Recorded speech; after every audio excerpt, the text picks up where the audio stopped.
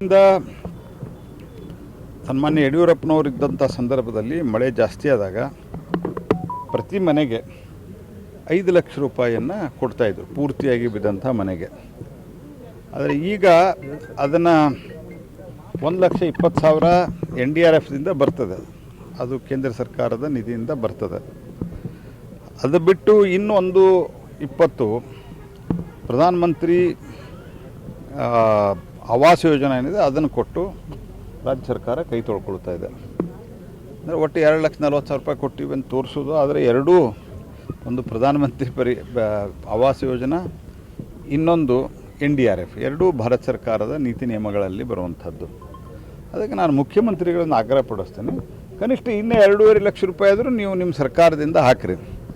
ಒಂದು ರೀತಿಯಲ್ಲಿ ಸರ್ಕಾರ ದಿವಾಳಿ ಎದ್ದುಬಿಟ್ಟದ. ಇದು ಈ ಯಾವುದೇ ಮುಂದಾಲೋಚನೆ ಇರಲಾರ್ದಂತೆ ಗ್ಯಾರಂಟಿ ಅಂತ ಕೊಟ್ಟು ಇವತ್ತು ಪಾತ್ರೆ ಪಗಡೆಗಳು ಕಳ್ಕೊಂಡ್ರೆ ಮನೆಗೆ ನೀರು ಹೊಕ್ಕು ಅದಕ್ಕೂ ಕೂಡ 10,000 ರೂಪಾಯಿ ಕೊಡ್ತಾಯಿದ್ದಾರೆ.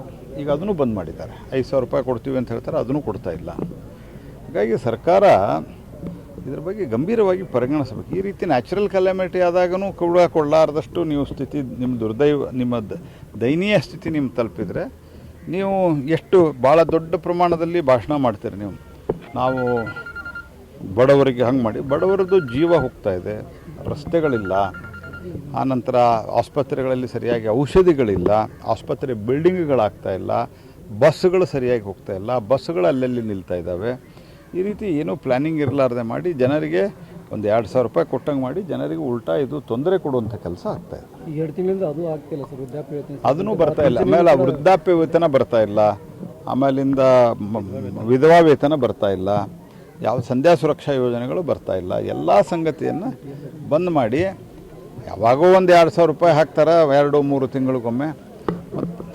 ಇದು ಒಟ್ಟಾರೆ ಹೇಳೋದಾದರೆ ವಿತೌಟ್ ಪ್ಲ್ಯಾನಿಂಗ್ ಏನು ಗ್ಯಾರಂಟಿ ಅಂತ ಹೇಳಿದ್ದಾರೆ, ಆ ಗ್ಯಾರಂಟಿನೂ ಸರಿಯಾಗಿ ಬರ್ತಾ ಇಲ್ಲ. ಇತ್ಲಾಗೆ ರಸ್ತೆಗಳು ಆಗ್ತಾ ಇಲ್ಲ.